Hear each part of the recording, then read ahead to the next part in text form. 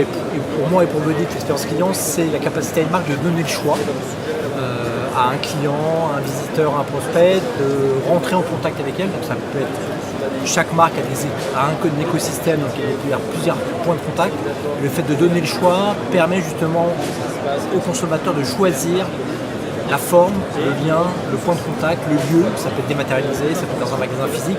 Et toute expérience doit permettre notamment à la marque de pouvoir créer une relation qui va permettre, de séduire la personne qui a envie d'être en contact avec cette marque, deux, on est comme dans une relation marchande, de pouvoir lui vendre peut-être un produit ou un service, et trois, surtout de pouvoir la fidéliser dans le temps, et de considérer que ce client qui à un moment donné a acheté pourrait devenir un client ambassadeur, et donc faire une auto-promotion autour de lui, dans ses réseaux, dans ses plateformes communautaires, de l'expérience qu'il a vécue et donc de la marque avec laquelle il a eu une relation.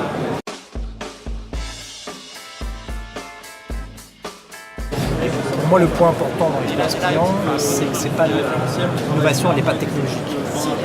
Elle est bien liée à l'expérience vécue, le côté relationnel, donc le côté émotionnel que une personne peut avoir vis-à-vis d'une marque. Il y a beaucoup de gens qui apprécient beaucoup de marques, parfois sont fans de telle enseigne ou de telle marque, donc il y a un côté émotionnel qui est fort. Et lorsque quelqu'un rentre dans un magasin pour acheter un produit, une paire de sneakers chez une marque qui fabrique et qui produit des baskets, eh bien l'attente de ce consommateur, c'est effectivement de trouver le bon produit, mais de trouver une relation avec un conseiller, avec un vendeur, avec l'univers de l'enseigne qui va aller au-delà du simple achat et qui va créer justement un côté émotionnel qui est fort. Et ce côté émotionnel est beaucoup plus important puisqu'il va s'installer dans le cerveau du consommateur que le fait d'acheter un produit. Et c'est ce que le cerveau mémorisera, c'est ça, c'est la perception de la relation qui est liée à avoir. Alors les points clés de l'expérience client, je pense qu'il est dans le parcours que la marque peut proposer.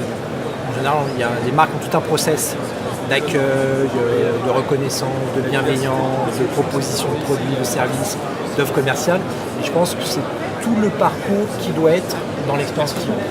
Après, on pourrait dissocier trois temps forts. Il y a en amont de l'achat, où l'expérience peut aussi être bonne. Donc, la personne qui va se renseigner peut-être dans un magasin physique, ou peut-être via un web chat, via un appel téléphonique. Déjà, l'expérience doit être positive. Si ça se passe bien, la personne peut aller dans le point de vente et là effectivement il y a un accueil qui doit se faire, on doit sourire, dire bonjour, des simples mots qui font qu'on a déjà un premier contact physique qui est plutôt dans un écosystème positif. Et après c'est est-ce qu'on va bien me conseiller, pas essayer de me vendre le produit le plus cher, est-ce qu'on comprend ce que je veux, est-ce qu'on a une capacité à trouver le bon produit, le bon service qui correspond à mes attentes, est-ce qu'après dans le mode d'achat il y a une attente en caisse qui est longue ou pas, et s'il y a forcément une attente, comment elle peut être gommée par peut-être un accompagnement, peut-être par une expérience qui est vécue autre que le simple achat. Et après, le troisième temps fort qui est parfois très important, c'est le service après-vente. Une fois que j'ai acheté mon produit, mon service, que je reviens chez moi, si j'ai du mal à comprendre comment ça fonctionne, est-ce que j'ai une capacité à rentrer en contact avec la marque? Est-ce que les gens sont disponibles? Est-ce qu'ils arrivent à me reconnaître? Connaître le produit que j'ai acheté, pas me poser 10 000 questions qui n'ont rien à voir avec mon produit et mes problèmes. Voilà, pour moi, en amont, pendant et après sont trois temps forts où l'expérience client doit être la plus positive parce que malheureusement le cerveau ne retient que les côtés négatifs des relations qu'on peut avoir avec les marques. L'autonomie c'est important, pourquoi? Parce qu'on a dans la main un outil, un smartphone dans lequel on a un certain pouvoir. Certaines marques, notamment dans l'univers du commerce de détail, redoutent ce qu'on appelle le showrooming. Quelqu'un qui vient dans le magasin, qui va essayer par exemple une paire de chaussures, qui va se faire conseiller, peut-être que l'expérience va être très bonne, mais qui va prendre son téléphone et dans le magasin même aller trouver le produit identique qu'il vient d'essayer le moins cher possible. L'autonomie c'est important, parce que c'est une capacité aux marques à laisser le choix, c'est le sujet, de pouvoir avoir du conseil, de pouvoir choisir un produit, de pouvoir choisir le canal avec lequel je souhaite discuter avec la marque, mais aussi peut-être acheter. Peut-être dans l'univers de la mode, par exemple, le côté tactile est important parce que aller en magasin pour toucher un pull et s'apercevoir ce qu'on avait vu sur internet, le toucher peut être un point négatif pour l'achat, ou au contraire, on a vu quelque chose sur internet qui était bien et le toucher va enclencher un achat direct parce qu'on a touché le produit, on l'aime bien et on veut le ramener avec soi.